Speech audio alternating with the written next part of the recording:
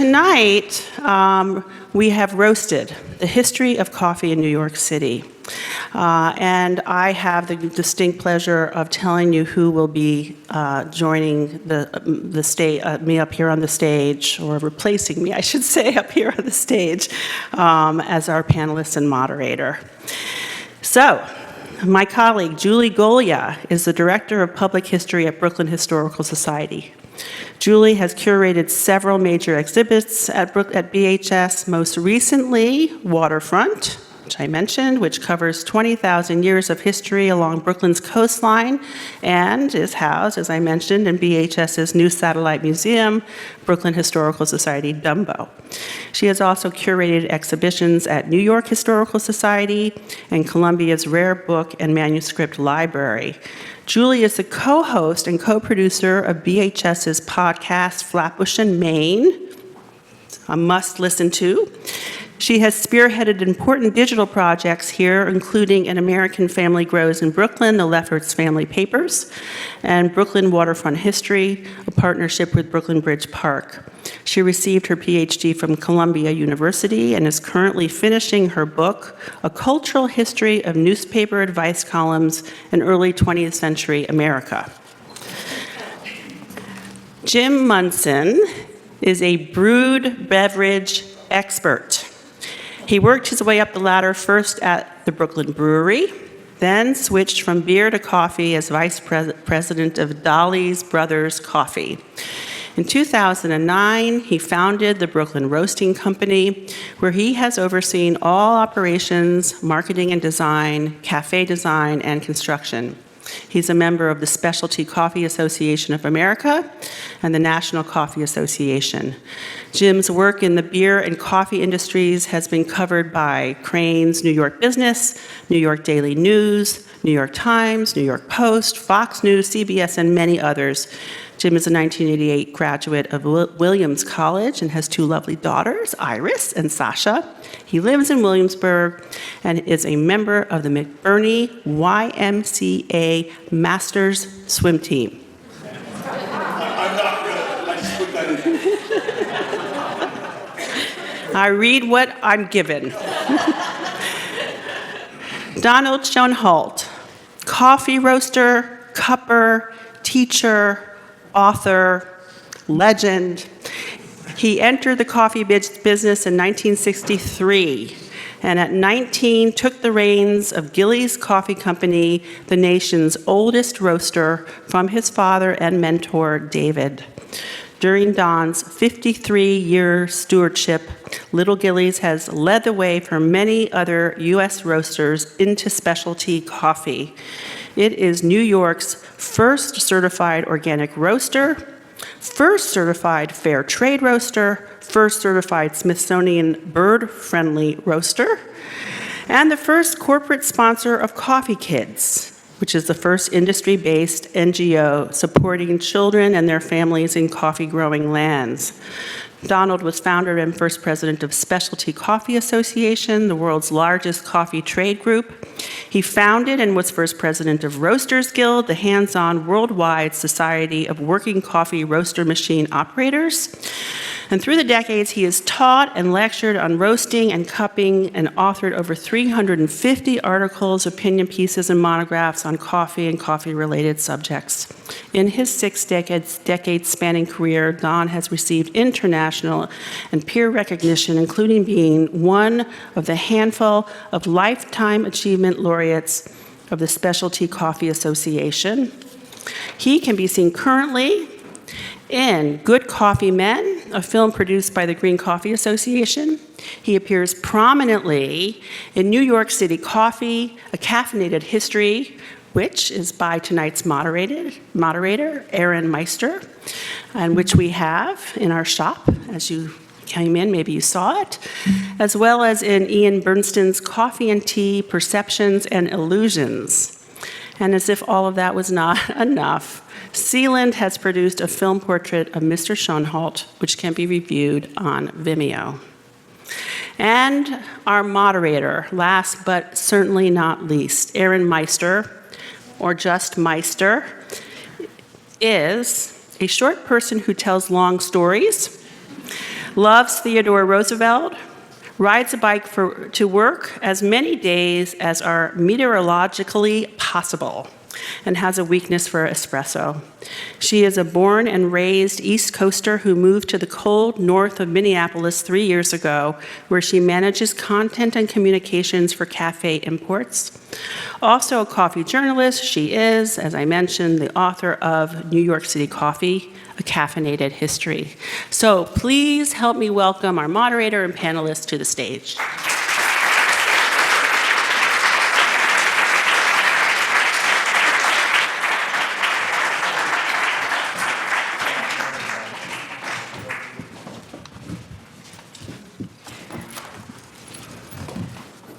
Hello.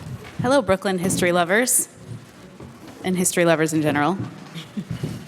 Hello, Brooklyn in general. I'm Meister. I'm in the moderator seat.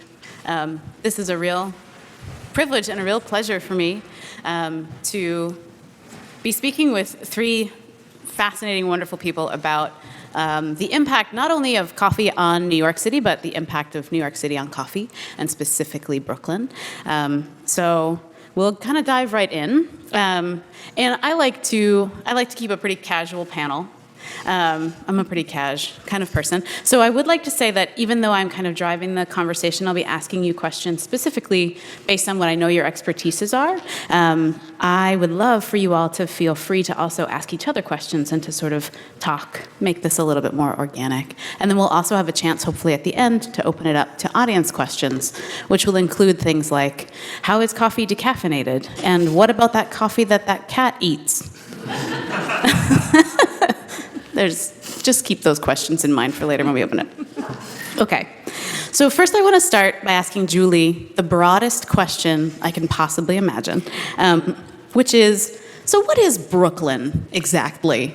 And I, of course, mean that to be a sort of provocatively open-ended question, but I also mean it sort of specifically in terms of how is Brooklyn a part of New York as a whole, and how is it both very much a part of those five boroughs, and then how is it a distinct place on its own?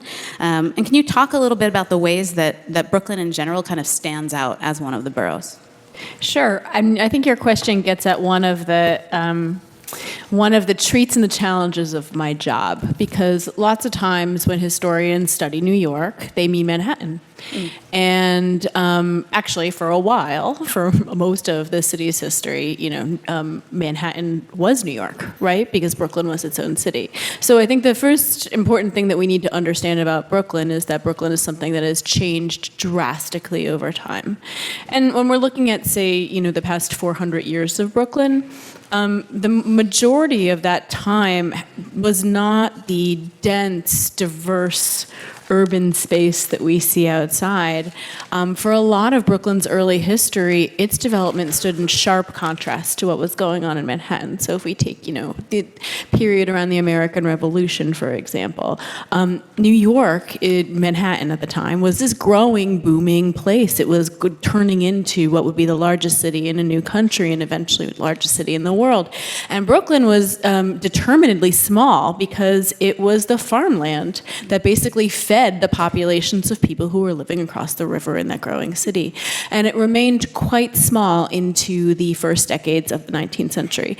And I think that's an important backdrop to the story that we're going to talk about today, because if we could all time machine back to the waterfront, say the East River, say we were near where our new museum was on the East River on the Brooklyn coast, and we looked across the river, we would see a bunch of very old piers, piers that had been in use for some time, piers that were crowded, piers that were bustling workspaces, piers that were very close to the markets that were shaping the economy of New York and of the country and the world, along Wall Street in that area. And over in Brooklyn, we'd see something different. We'd see open space. We'd see the possibility of development. And in fact, what happens in the 19th century in Brooklyn is the careful development of the waterfront into a global premier warehousing district. That was built in stark contrast to New York. And so things like Atlantic Docks and Erie Basin and the massive warehouses, including the gorgeous restored one where our new exhibition and our new museum space stands today, these were all built in order to provide modern and superior storage to what actually existed in Manhattan. And so what emerges in the late 19th century is a warehousing district that specializes in the storage of many things, including coffee. Wow. That was amazing. That was more than I expected. I shouldn't be Brooklyn. on this panel. I gotta go, yeah. I like those extra plugs, by the way, for the second location of the Brooklyn Historical Society. I will continue them all night. Excellent. Well, so one of the things, obviously, we're talking about Brooklyn as people who love the history of this particular place, but we're also obviously talking about coffee, which is something that I would guarantee that, the vast majority of New Yorkers love in some way or the other, either really passionately and presently or sort of passively, just as something that they consume every day to get them going. And I think that in researching the history of coffee in New York City and the history of New York City in coffee, I also started to recognize that there were very sort of distinct differences about the ways that coffee developed as an industry and as a product in the different boroughs.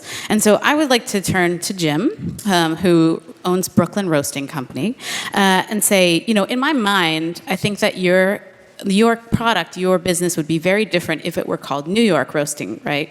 The fact that Brooklyn's in the name seems very intentional. It sort of points to a very different, it brings to mind something different to me. So I'd like to know specifically what it is about Brooklyn that you are trying to embody with your coffee and with that business. Well, I guess, first of all, I'm psyched to be here. I can't believe I'm at the Brooklyn Historical Society talking about coffee. I'm psyched to be here. And I think that the short answer to your question is almost sort of the name of the reason we're here is that if there's a panel discussion at the Brooklyn Historical Society called Brooklyn and Coffee, then that gives you some idea of why I chose the Brooklyn Roasting Company to be sort of my coffee company's name. I've been in the brewed beverage business in New York for a long time, for 25, almost 30 years. And Brooklyn's my second home, maybe my first home now that I've been here longer than I was alive before that. And I love it here. And the question is, why did I name it Brooklyn Roasting Company? Or what is it about Brooklyn? Why not New York Roasting? Roasting? And what do you think I wouldn't be the president of the New York Roasting Company, so I really like that it's the Brooklyn Roasting Company. But I think Brooklyn and coffee are sort of quintessentially similar in character at the root. I think Brooklyn is sort of a gritty, brown, sort of industrial, common kind of feeling beverage, and I feel like that's sort of the character of Brooklyn. That's the most, and also sort of underneath that obvious industrial, we built kind of New York feeling is the fact that, as we all know, having lived the specialty coffee world, coffees are colorful, as are the characters that make up Brooklyn. So we always talk about it when I have the chance to talk about our brand, which I'll just say that we say the outline of our logo, like the boundaries of the borough of Brooklyn, never change, but what's inside, the colorful characters that make up our coffees and the borough and our employees, et cetera, are always changing.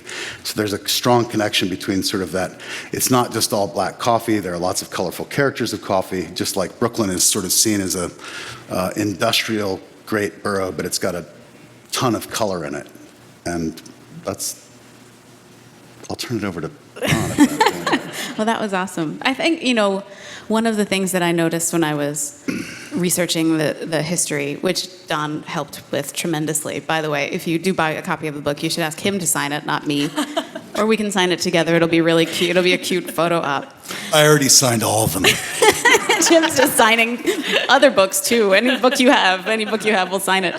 Some of the things that I think are really interesting about New York in general, and I think this is true of Brooklyn too, is that we think of New York as being a place that really embodies America. It sort of captures so much of what America was founded on, and these ideas of scrappiness and business and diversity and all these kinds of things.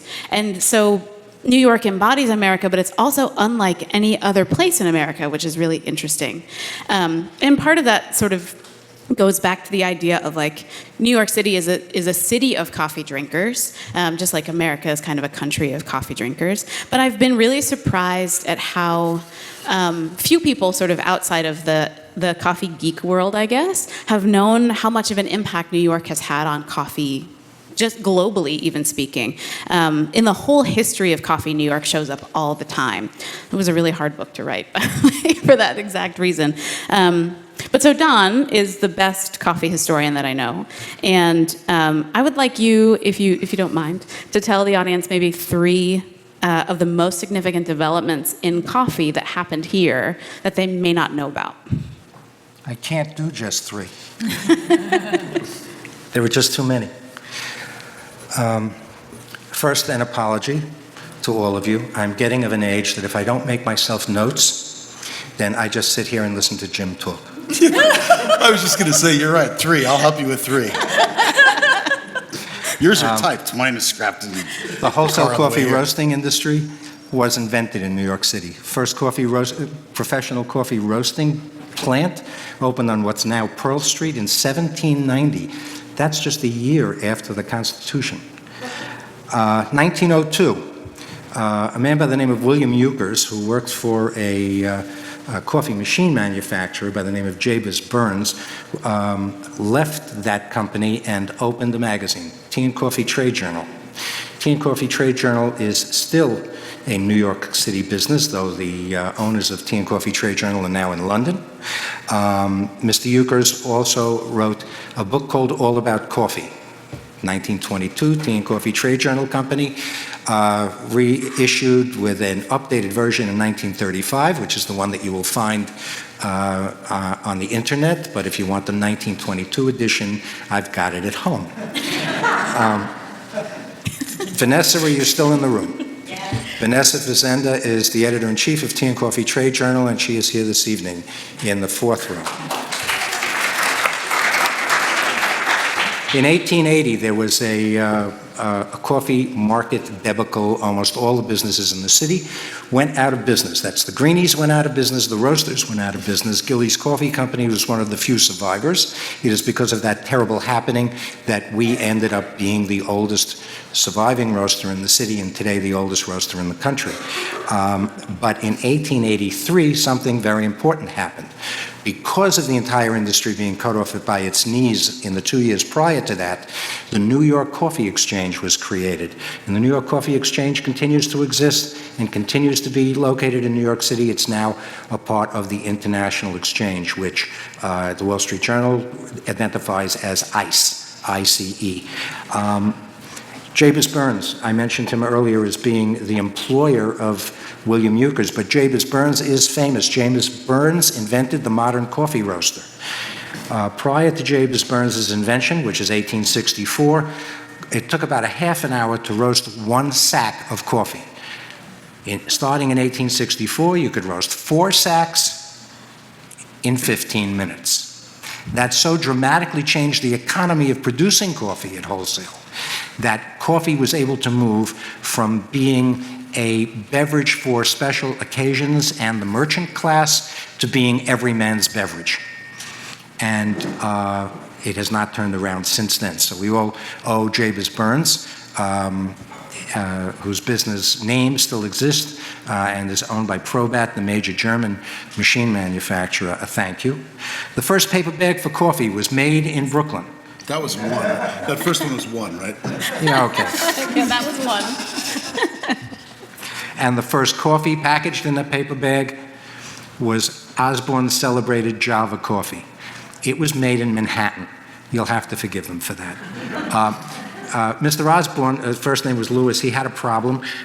He was trying to create a packaged product to go into grocery stores, the first packaged coffee product ever to be sold, and he was going to sell it nationally. And the product came out in 1860, when 1/3 of the states decided not to be part of the nation. So he went broke during the war. The first cone-shaped coffee maker was invented in New York by a New York coffee roaster by the name of Fred Cauchoise. And I don't know if I'm pronouncing his name properly. I have asked older men in the trade through the years how to pronounce Mr., now I'll pronounce it differently, Cauchoise's name, and nobody seems to know. But it's spelled Cauchauis. And in 1905, he invented a cone-shaped metal cone with a paper filter. Melita Benz, eat your heart out. Don't believe everything you read on the internet. Mrs. Benz did not invent the cone coffee maker for paper filters. And her cone coffee maker, invented 3 years later in 1908 in Germany, used a cloth filter that was kind of like a felt desk blotter, the kind of thing that you used to use with a dipped pen to then fix it so that it doesn't smush, except when you go over it with the blotter paper, it smushes. Those things like this. Right. New York Yankee Joe DiMaggio changed the habits of U.S. coffee drinking when he became the TV spokesman for the Mr. Coffee machine. The Mr. Coffee machine came out in '72. By the end of '73, Mr. Coffee had replaced the percolator as the #1 way to make coffee in America. They sold 1 million machines in 1 year because of Joe DiMaggio. That and the fact that the coffee machine made the coffee taste better. Now we're in Brooklyn, and this is a coffee story, so Dodger fans, you need to know that Jackie Robinson, when he retired from the Brooklyn Dodgers, because he didn't want to play ball in Manhattan for the Giants, and he didn't want to move to LA, got a job as the head of personnel for Chock-full of Nuts. In a world where the internet will tell you that Seattle and Portland are the origin sites of specialty coffee, it should give New Yorkers some comfort to know that when Kit Carson led the first Fremont expedition along what is now the Oregon Trail to the wilderness that was the West Coast, Gillies Coffee Company was roasting coffee in New York for 2 years. Yeah. Okay. That was just three. That was awesome. I actually didn't know that about the cone filter. I guess I have to put out a second edition, the revised edition of New York City coffee. So one of the other things that I think most people don't know about coffee... You need to read your book. You're right. One of the other things that I think people don't really know about coffee is how many different processes it has to go through, from where it's grown to, the finished cup, to that we're happy to serve you paper cup. They say, like, the general consensus, the sort of lore in the coffee industry is that more than 30 hands touch every bean of coffee along its journey from what we call origin to the finished consumer. And many of those hands are here, like many of them are here in New York. So I wanted to come back to the history specifically of the Waterfront here in Brooklyn and sort of talk about the role that coffee has had in that industry and the role that Brooklyn has had in that part of the industry. Sure, but maybe I can even go back to for the first hands. Ooh, yeah. Because I do think, so one of the things that in our museum, at our new location, in our wonderful exhibition Waterfront, but one of the things that I think is really important to understand about Brooklyn more broadly is that Brooklyn has its own local place-based story, but it is also it's a cog, a central cog in the movement of global capitalism, right? And so everything that is coming into Brooklyn's waterfront in the 19th and 20th century, being stored in the miles and miles of warehouses along there, came from someplace and was harvested by somebody. And in the 19th century, likely the somebody who was harvesting it in a likely colonial or post-colonial place was somebody in some sort of state of unfreedom. And so I think that it's really important for us to remember Brooklyn, Brooklyn was a place of deep-seated slavery. Though slavery ended here in 1827. Just because Brooklyn was a free city after 1827 doesn't mean that its economy wasn't built on the back of global slavery and other forms of unfree labor. And Brazil is a great example of this. So a significant amount of coffee coming into Brooklyn in the 19th century comes from Brazil. Not all of it, but a lot of it. Brazil doesn't end slavery until the late 1880s, right? And so this is 1880s, is we're at the high point of coffee consumption. Just thinking about some of the things that Don was saying, in the 1790s, your average American was drinking like a pound of coffee a day. In 1870, they're drinking almost 8 pounds of coffee a day, right? And that's made possible because of the technological innovations that Don talked about, but it's of course also made possible by the labor of people all over the world. But okay, that aside, No, sure. what happens on the waterfront, right? What happens when we get here? So let's take our warehouse, for example. So our warehouse was a coffee warehouse. It was only coffee, but when the building was eventually abandoned in the late 1940s and early 1950s, owned by Arbuckle's Coffee, and we can talk a little about that remarkable and in some ways very unique business. But coffee warehouses dotted the waterfront, and essentially what would happen is that importers would bring coffee to the waterfront. By the 1880s, it was much more so the Brooklyn waterfront than Manhattan waterfront. Beans would be taken into covered piers. It was very important that you wanted to keep, and the beans, by the way, were green, as Don talked about. They're roasted here in the United States, and they are brought into the warehouse. They're inspected. They remove rotten beans. They rebag these beans. And I think an important thing to understand about coffee is that coffee is a commodity that can last a while. It doesn't last forever, but it can last for quite a long while in warehouses. And this is something that makes it possible for coffee to serve almost as a currency that can be traded, retraded. You can follow the market. Are the prices high? Are the prices low? It's taking on this active financial life, all while sitting quietly in a cool warehouse along the waterfront in Brooklyn, right? So coffee is many things. It's a bean. It's something that's consumed. It's something that's traded. It's something that contributed to the enslavement of people all over the world.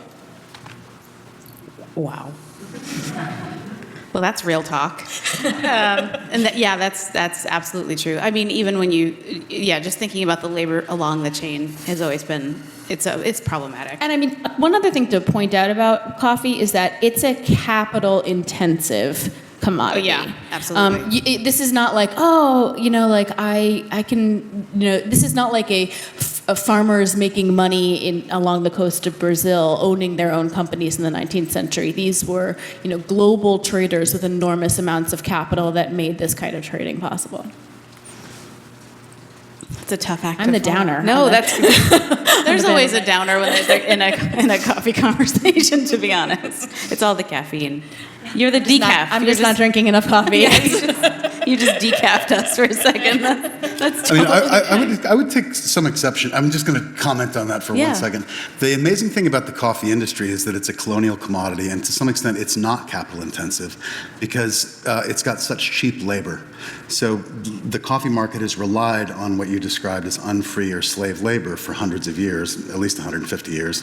So there's that element that there's a lot of infrastructural capital expense, but it's not necessarily as capital intensive as it would be, for instance, if it were happening in Hawaii, which is why Hawaiian coffee costs so much more. Right. And I'd like to stand on Jim's shoulders. It's not as capital intensive in the producing countries. Yeah, that's a good point. What the trade calls origin. It's very capital intensive in consuming countries like the United States, Germany, France, Italy, Japan, now China, because you just have to stop wearing suits, just wear what I wear. Right. Well, the idea is, or has been until the last 25 years, give the farmer 15 cents. bring it up here, get the bank to finance you, get a hold of several $100,000 to build a small roastery, finance that, sell the product for $1. The retailer then gets it and takes the dollar coffee and turns it into 35 to 50 cups of coffee and sells it for $3.50 if he puts whipped cream on top. So it's very labor intensive, but much more here than there. And in defense of the retailer, as I used to be a coffee retailer and Jim is a retailer now, if you've ever tried to rent a retail space in Manhattan to have a retail business, if you don't charge $4 for that cup, you're not going to be in business very long.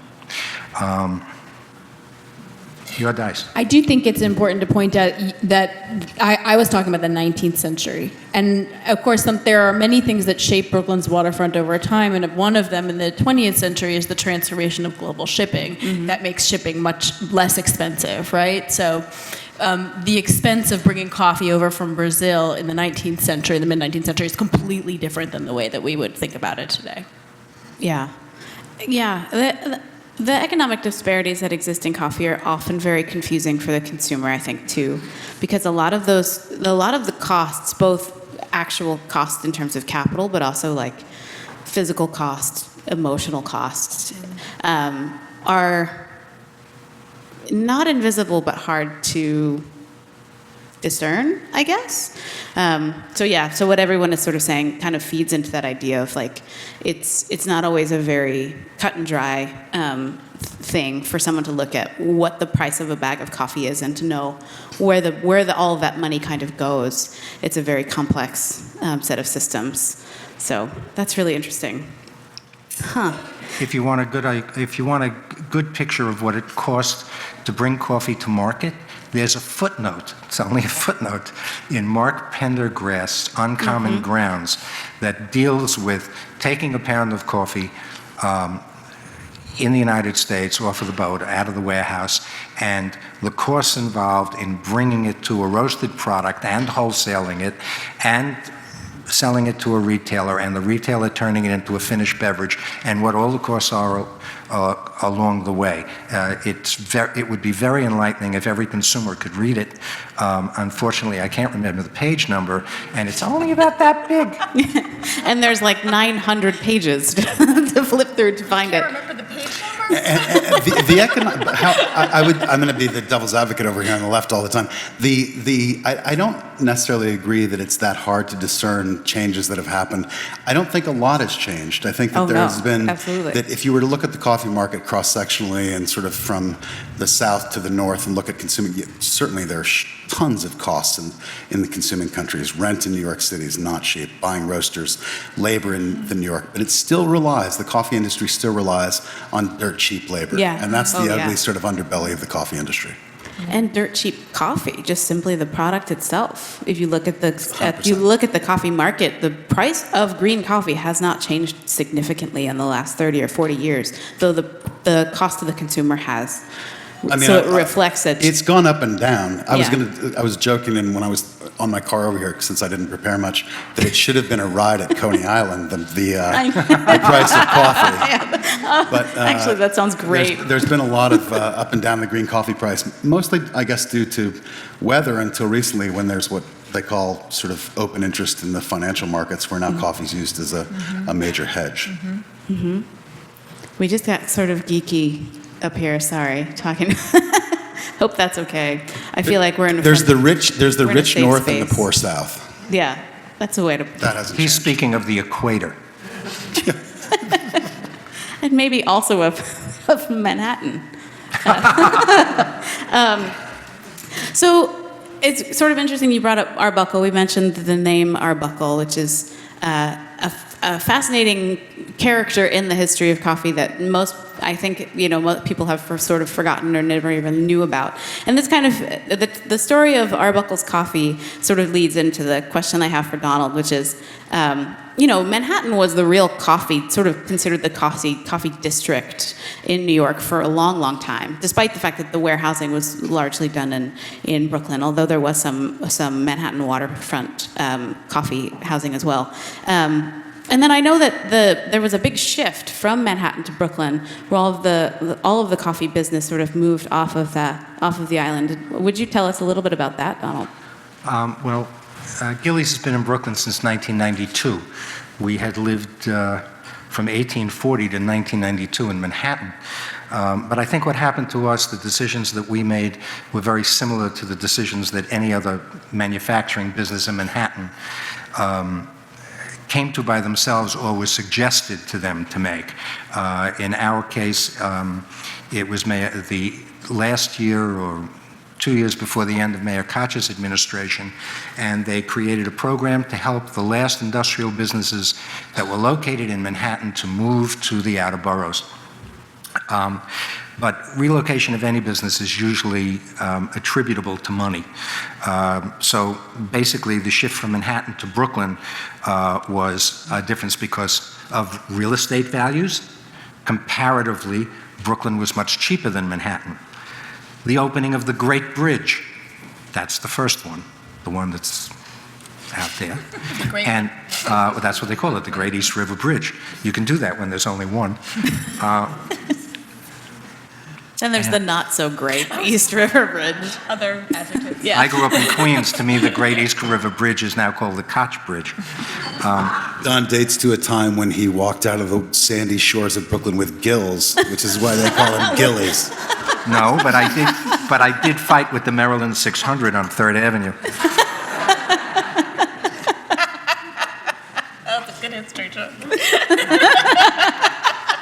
In 1960, in anticipation of the 1964 World's Fair, the city of New York, in its infinite wisdom, realized that millions of people were going to be driving from Iowa to get to Queens, and they decided that that they didn't want all these cars coming through Midtown Manhattan, and so what they did was they diverted the traffic that was going to come through the Lincoln Tunnel and the Holland Tunnel down to the tip of Manhattan, around the tip of Manhattan, up the east side and across the Great East River Bridges into Queens.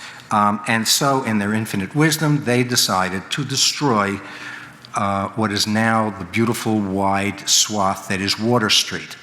Water Street cut through what was then the coffee roasting district of the city. You're blaming that on Iowans?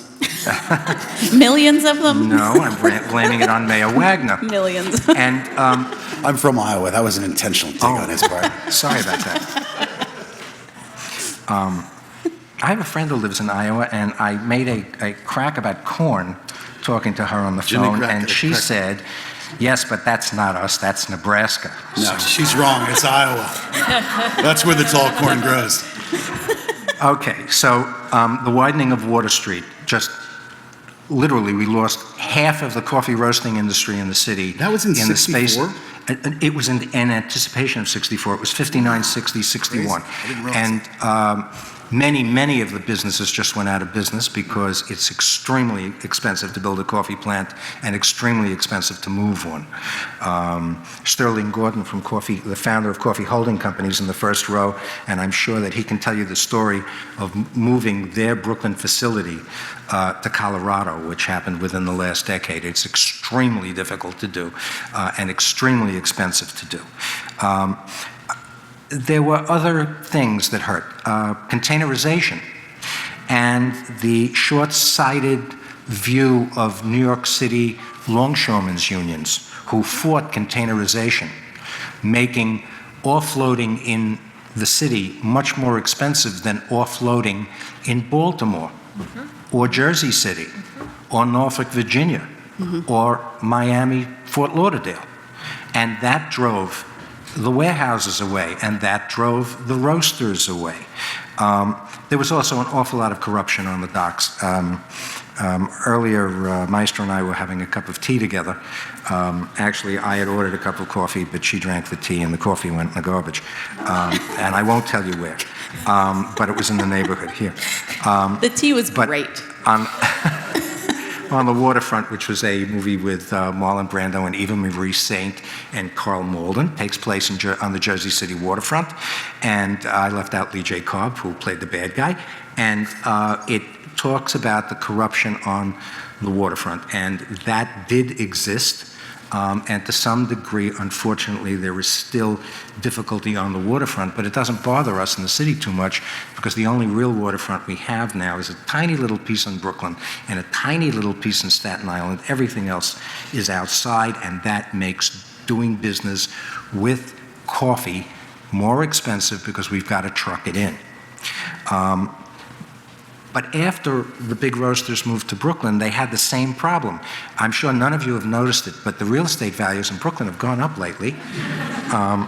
And the loss of the last coffee-specific port for containers, Continental Terminals on 3rd Avenue and 21st Street, which is why Gillies bought its building on 19th Street and 3rd Avenue so that we could be near Continental Terminals to cut down on the cost of bringing in coffee. And of course, 3 years later, Continental moved to Jersey. I have luck like that. Just call and ask, when is Gillies fixing its prices on coffee? The minute I tell you that when we do it, go out and sell, because the market's going to drop. But container shipping radically reduced the per pound price of coffee up to the peers just because they were able to put shitloads of containers on one ship, which they hadn't before. Yeah, you can get the entire Pardon my years. French. No, that's It's fine. Brooklyn. It's I know. You can get the entire year's crop of the island of Sumatra On one ship. and still have room for the entire year's crop from Java. That's how big these container ships are now. With Don's executive suite. But There's a remarkable book. If you don't think that containerization is the most scintillating topic in the world, there's a book called The Box by a historian named Mark Levinson that is the most remarkable thing you'll read. It'll make you think differently about the entire world through that. Yeah, through that lens. So, I'm sorry. So, because of the growth of coffee bars, there are probably more jobs in the city that are coffee related, probably more of them behind a counter than anywhere else, and probably more coffee jobs behind a retail counter in New York than there have ever been. But no one's done a study on that, so I can't be sure. On the manufacturing side, when I was a boy, there were 40 roasters in the metro area. After some consolidation and expansion, there are now about 40 roasters in New York. The thing is that there are only a fraction of the coffee roasting businesses now that are on the commercial end of coffee production, and only a fraction of the roasting capacity that used to be in the city and in Brooklyn. The warehousing square footage is a fraction of what it was. In the city devoted to coffee that there were back then, there's just a tiny little bit now. As to the quality of the coffee produced, I think that Scott Tauber, the owner of Henna Coffee here in Brooklyn, said it the best toward the end of Erin's book, and I'm going to quote, "So it was good, it got shitty, now it's good again." Yeah, exactly. Which is, it's really interesting to hear the way that sort of the coffee industry really was kind of forced to move from out of Manhattan. And now there really aren't any commercial roasting companies on Manhattan at all. I think there's one that I know of, unless you count Fairway. There's one roaster operating in Manhattan, in Chelsea Market, because it was like a weird zoning, like a very strange zoning clause that allowed them to open a roaster in there. Is that right, Don? Is there any No, other it's roasters? not. Okay. Do tell. Zoning laws are uniform for businesses throughout the city. So theoretically, you can put a coffee roasting factory in the middle of Manhattan and make it 20,000 square feet and have everything in it handmade and shiny brass and copper. And if you don't know what I'm talking about, Starbucks is about to open it in the coming year. Oh, that's right. There are a few roasters. Most of them are roasting retailers. Of them, Fairway Market is the largest. Of their 15 stores, I think they're roasting now in about 5. And they are roasting in Red Hook since that store opened. Thank you. But now, so there was this sort of forced migration to the borough, and now everybody wants to open a roasting company in Brooklyn. It really does seem like, every other week I sort of hear about another micro roastery, meaning a company that's doing just maybe a couple of 100 pounds a week or a couple of 100 pounds an order, which is absolutely minuscule on the scale of coffee. Even when you just think about the fact that a sack of coffee from a coffee farm is somewhere between 120 to 150 pounds, basically. So we're talking about companies that basically do a bag at a time, like as their whole production. So very micro roasters. And so I wanted to turn to Jim and sort of talk about, don't call it a comeback, but Brooklyn's really cool, and everyone in Brooklyn wants to open a roasting company. What do you think it is about this moment that we're in, this specialty coffee moment, this Brooklyn moment, that makes those two, that thing and that place come together in this way? I mean, I think that one of the great things about this talk is that the history of Brooklyn and the history of coffee have been intertwined. One of the things that's nice about sort of the recognition of this little talk is that the history of coffee and the history of Brooklyn have been intertwined for a long time. Yeah. So I wouldn't necessarily agree with, I guess, what's today is called the current narrative, which didn't exist like 5 years ago. Now everything's a narrative. But I think the current narrative or story or conversation that surrounds the idea that Brooklyn is undergoing a renaissance, which, there's arguably lots of truth to that.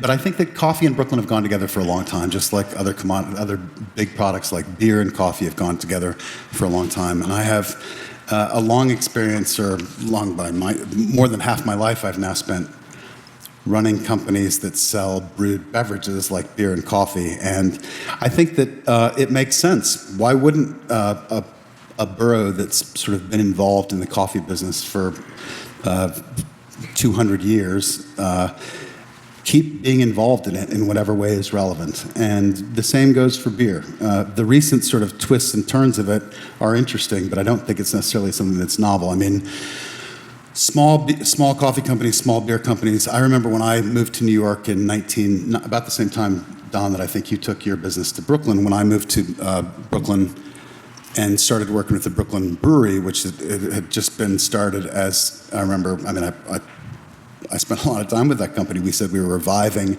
the once rich brewing tradition in Brooklyn, and Schaefer and Rheingold closed their doors in like 1975, and we were bringing back a all malted barley beer, and we had, it was an uphill climb, but there was a lot of interest, and we had that sort of purchase, the idea that there had been a history of beer in Brooklyn, just like there's been a strong history of coffee in Brooklyn.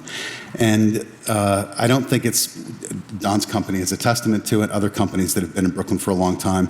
The new sort of craze or fad for coffee in Brooklyn is curious, almost more from a sociological standpoint, in my opinion, than it is necessarily just for a commercial standpoint. I think there's a lot of style associated with it. I think I remember in some of the notes that you sent me earlier, we were talking about whether or not coffee is sort of a trend beverage. I would say that it's not. I'd say there are trends sort of on the surface of it, but that fundamentally coffee is a drug that people use to wake up in the morning, just like beer is something that makes people giggle and fall asleep at night. It makes me cry. I used to joke. We can talk about that later. But coffee and beer actually both make me cry. I think Brooklyn is an amazing sort of borough in that respect. It's got a long history for two of the most classic American brewed beverages. That hasn't changed. It's certainly undergoing some kind of fun reinvention now, but I wouldn't say that it's completely novel. By the way, Brooklyn brewed beverage business is really hard to say. Did you do that intentionally? Brew is part of the word Brooklyn. Oh, yeah. I'm going to stick with that.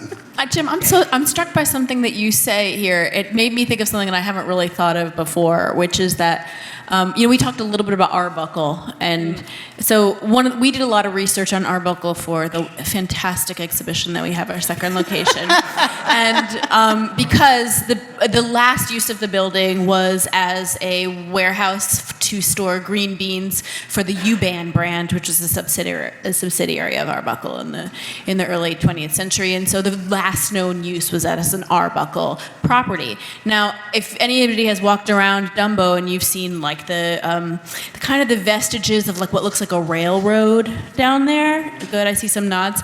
That was a private industrial rail built by John Arbuckle. So John Arbuckle basically was this bastion of coffee production in Dumbo in the beginning around 1886. That's when he sets up shop there. And so what I'm was thinking about while you were talking is, I think the innovation of Arbuckle is not like anything about roasting technology, because Gillies was doing that first, and many other companies were, had pioneer particular kinds of roasters. It was in branding. Yeah. That was really his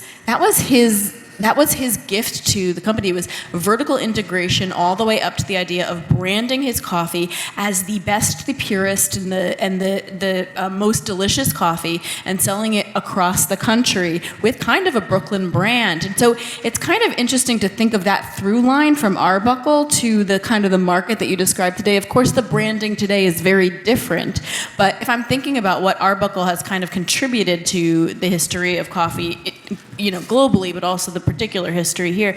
The things that they were making in the warehouses along Brooklyn were the bags, and they were roasting the beans, but they were also producing premiums and trading cards and calendars that they were sending out to people across the country to make them beloved, to love and come back to this company over and over. And people probably had the same kind of visceral reaction to that they do, and they see the beautiful Brooklyn Roasting Company label, or the beautiful comic book that you have in your bags. It's a brand. I think I would say that we would be remiss in this talk if we didn't give just a ton of credit to the Arbuckle brothers' contribution to coffee history in Brooklyn. Not taking anything away from any other company, but they did so much in so many different areas. John Arbuckle was an amazing inventor. I would again, I'm going to just sort of stand off to the left a little bit and say he did a ton for branding. They were the first people to put coffee in paper packages instead of cloth sacks. They did things like put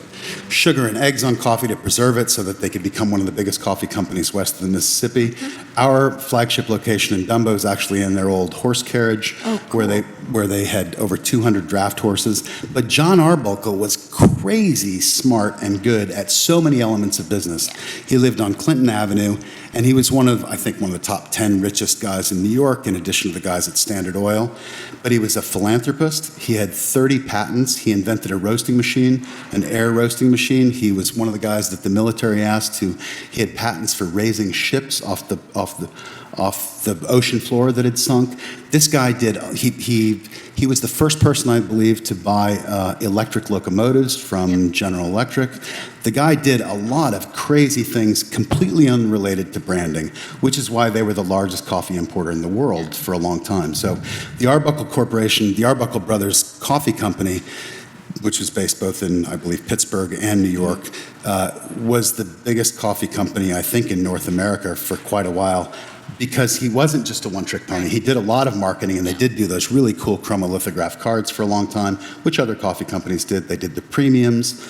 I read that 80,000 people at one point, maybe a total, were married because of Arbuckle Brothers wedding rings that they bought through premiums.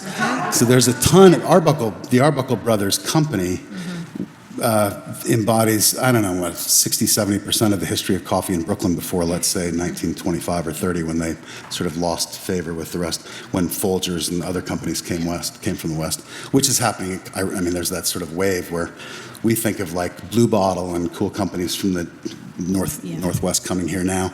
That same kind of thing happened almost 100 years ago when Folgers and, I guess to a less extent, Maxwell House, which came up from Tennessee, moved to New York. And you even just think about the actual footprint that Arbuckle had in Brooklyn is massive. It's all of Dumbo. Yeah, it was all of Dumbo, was basically the manufacturing plant, which was several stories high.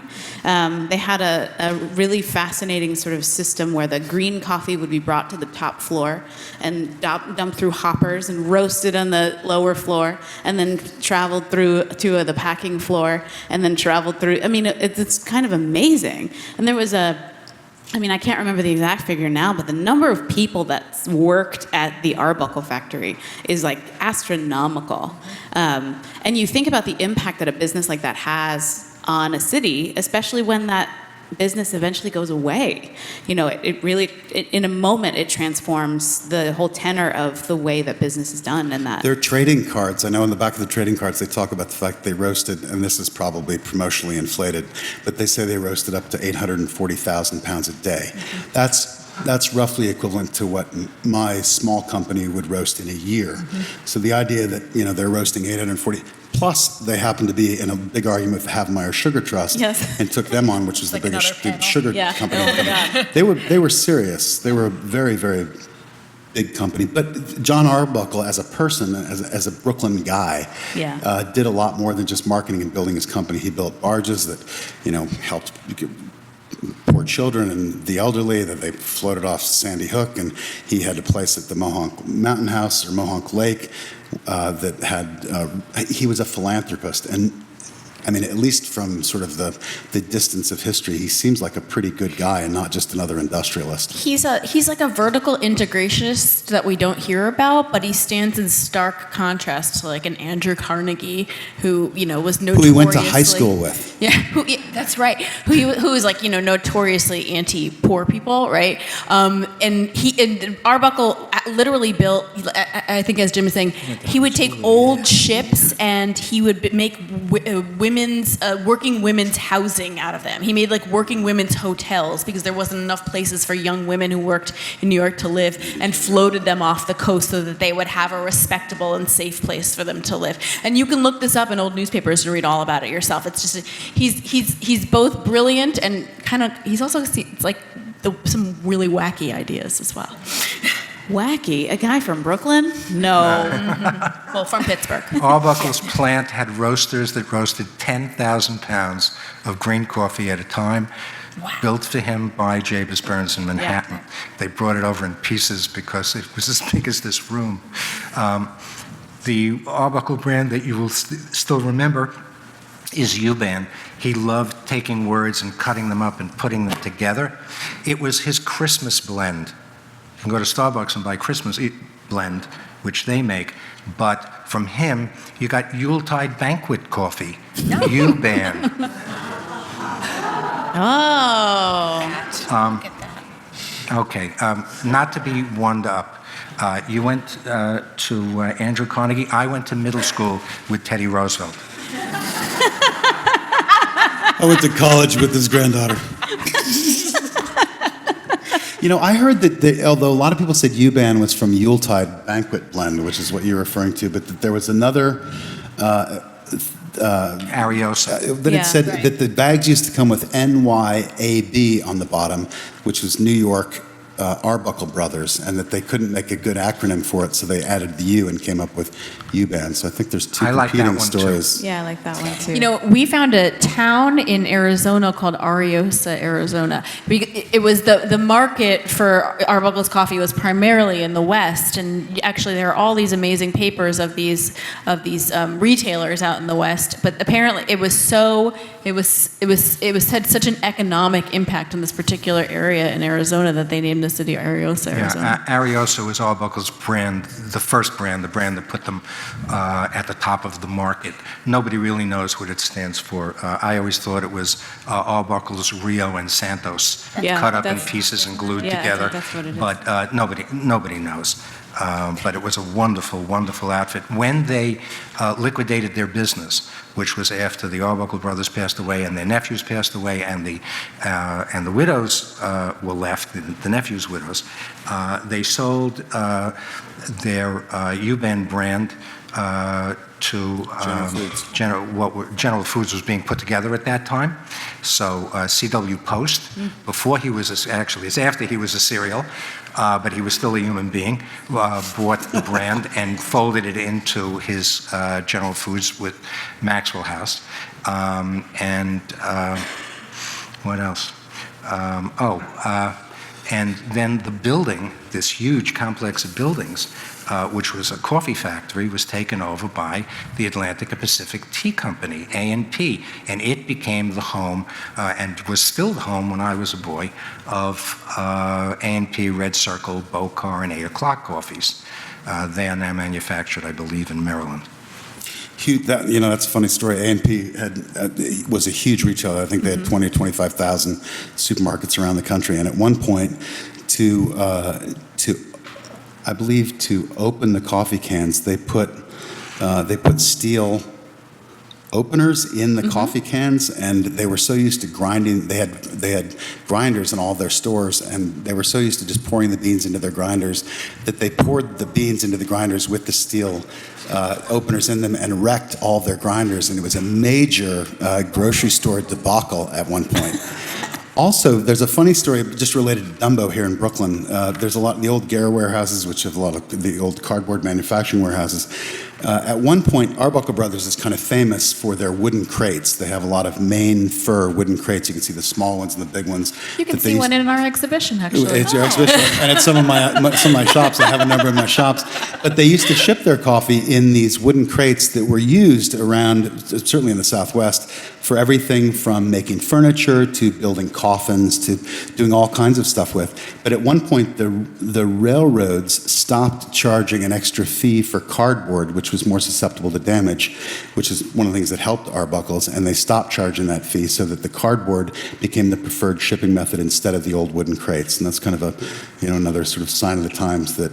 And then eventually Arbuckles, which had made its name, a big, obviously huge Brooklyn company, west of the Mississippi, they say made a classic mistake by not engaging a national advertising campaign at the same time that Folgers and Maxwell House did with J. Walter Thompson Advertising in the early 20s, and decided to decline this advertising proposal to go national. And a lot of people blame that on the decline of the company, in addition to the fact that the two founders had already died. Wow. I love this. Don't you just love coffee? So I could just ask these three questions all day, but I'd also like to give the audience an opportunity to maybe ask some coffee questions.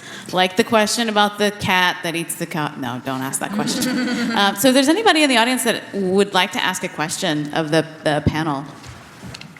I just want to know, what about Hills? Was that a Brooklyn coffee name? No, Hills Brothers is a San Francisco Hillis? brand. Hill Brothers. Hills Brothers? Yeah, Hills Brothers is a San Francisco brand. Okay. And I don't know whether, all right. Hills is a San Francisco brand. In case you said Gills instead of Hills, Gills was a Norfolk, Virginia brand.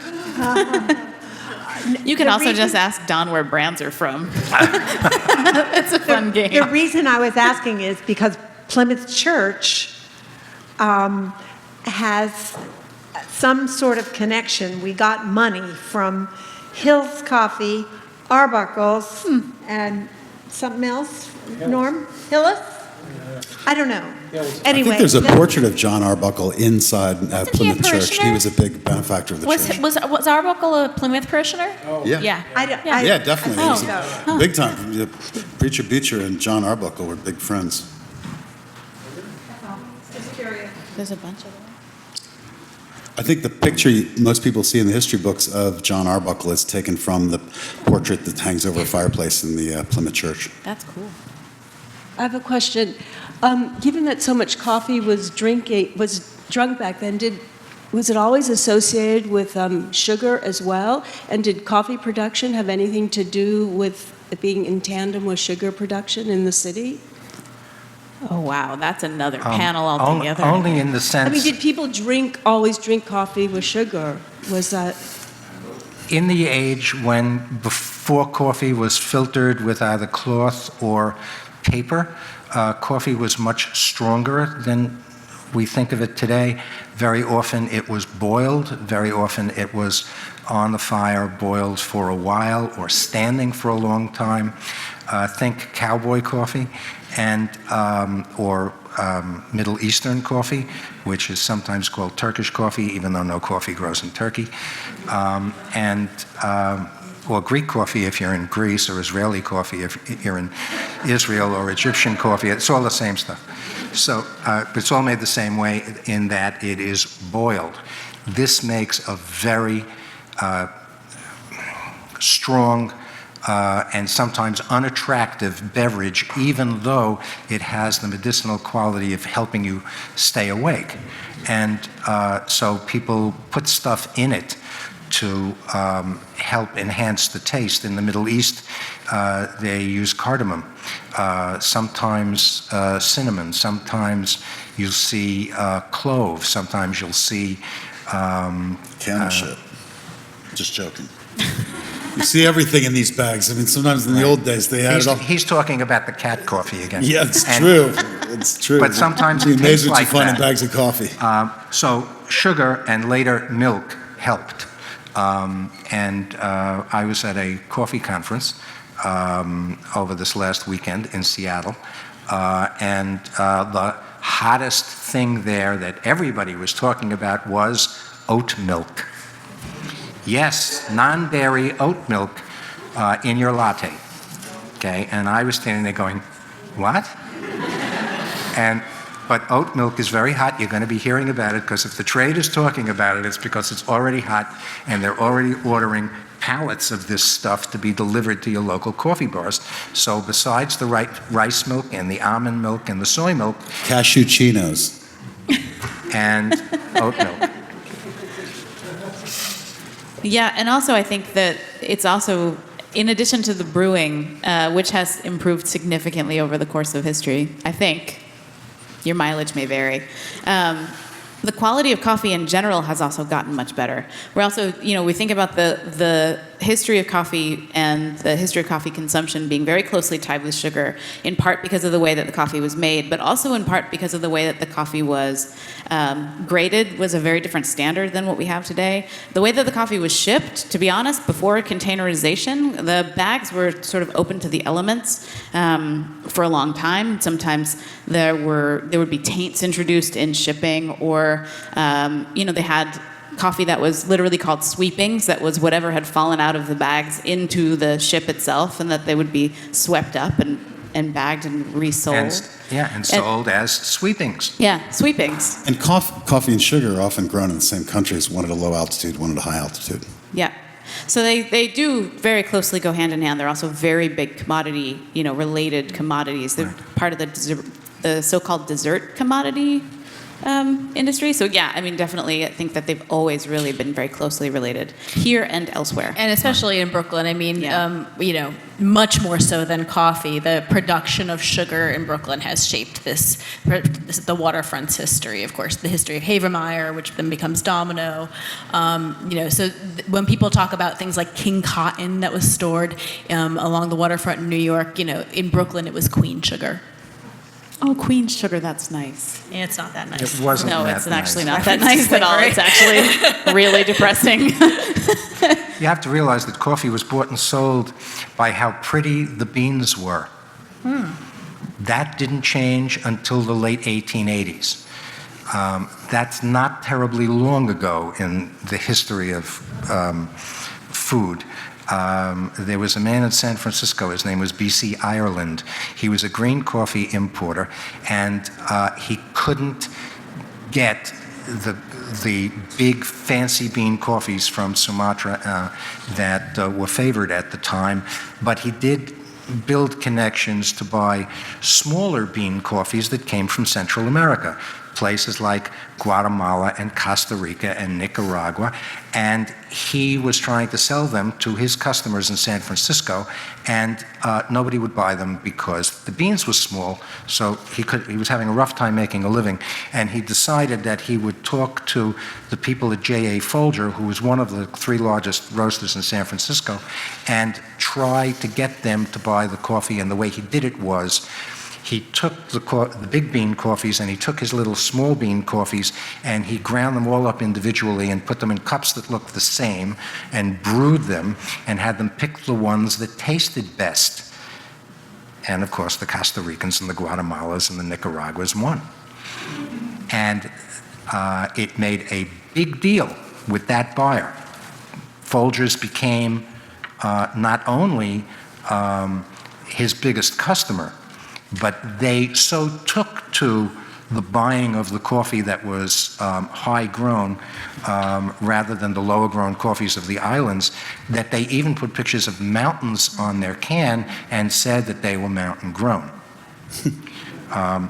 Taste works, but it's fairly new to coffee. And we lost that heritage of buying coffee on taste during the period between the turn of the 19th century, from the 19th to the 20th, and up until roughly 1960. And then we began to find it again. And that is now what, thank you, Erna Knudsen, for giving us our name as a trade, specialty coffee. You know, I just want to, I'm not, my main experience with coffee history in Brooklyn is just running a coffee company, owning a coffee company, before that a beer company. But I sort of just want to sort of add, I know we're probably getting short on time at some point, but I want to say that Brooklyn is an amazing borough. I mean, I'm from Iowa, and I probably watched too much Mary Tyler Moore when I was a kid and thought that I should try to make it in a big city at some point. But it's an amazing place. And as I was sort of realizing the inadequacy of my experience relative to the august Don Schoenholt next to me, who's been in business, well, since as long as people had lungs and could walk on land, basically. Just joking, that's the second time I'm going to dig you on that one. I realized that Brooklyn, I came to Brooklyn for a reason. It's a very comfortable, fun place to be with a ton of amazing people. I was thinking to myself, the history of coffee in Brooklyn, and Erin, in your book, my scribbled notes here, you make a point of saying that the history of coffee in New York City is sort of shorthand for the history of New York City itself. I Googled before I came here. I have two quick anecdotes. One is that I Googled famous people in Brooklyn before I came here, and I was blown away. I got to like B, and I couldn't believe how many people. Listen to this. Supreme Court Justice Ginsburg, these people all drink coffee. This is relevant because it's part of the history of coffee in Brooklyn. Eddie Murphy, Bernie Sanders, Barbra Streisand, Joan Rivers, Biggie Smalls, Woody Allen, Mel Brooks, Al Capone, Aaron Copland, Larry David, Adam Sandler, Isaac Asimov. You get the idea. It's like, I grew up in a small town in Iowa. I thought Al Capone drank beer. This is like, he drank it all, baby. This is an amazing borough. And coffee, it's no wonder that coffee's significant in a place like this. There's good water access. There's lots of people here, and coffee's a volume business. Anybody that's in the coffee business knows that the really successful companies that we know about are the ones that are, I mean, originally you look at San Francisco, New Orleans, New York, to some extent Boston. These are places that had big ports and big cities, and that's how coffee was able to establish an important foothold. And I love the fact that my company is based in Brooklyn and the history of coffee. There's so much to learn about it that even as we talk about it up here, and the history goes on and on and on. There's a lot more than you can cover in an hour and a half. And yeah, it's an amazing, and the same for the history of beer. But Brooklyn itself, the Brooklyn Historical Society is a great resource. And again, I'm really glad to be talking about it here. And I hear they have a second location. Yeah.